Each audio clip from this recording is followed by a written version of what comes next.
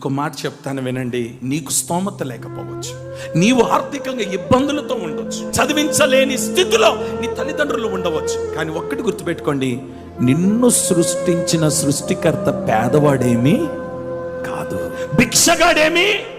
నీ మీద ప్రణాళిక కలిగిన దేవుడు పేదవాడు కాదు. నీ మీద ఒక ఉద్దేశం కలిగిన దేవుడు పేదవాడు కాదు.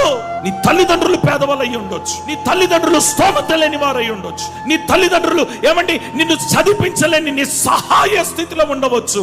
నేను ప్రకటిస్తున్న దేవుడు తన గుప్పిళ్ళు విప్పితే చాలు, ప్రచండమైన వర్షమును కురిపించినట్లుగా నీ కోరికలను నా దేవుడు తీర్చునుగాక. ఇల్లు కట్టుకోవాలని కోరికుందా? ఈ సంవత్సరం ఇల్లు కట్టుకోవడానికి తన గుప్పిళ్ళు విప్పబోతున్నాడు. ఇల్లు కొనుక్కోవాలనుకుంటున్నావా? ఇల్లు కొనుక్కోవడానికి దేవుడు తన గుప్పిళ్ళు విప్పబోతున్నాడు. నీ పిల్లలను చదివించాలనుకుంటున్నావా? చదువులకు కావలసిన గుప్పిళ్ళు దేవుడు విప్పబోతున్నాడు. నీ అప్పులు తీరాలని కోరుకుంటున్నావా?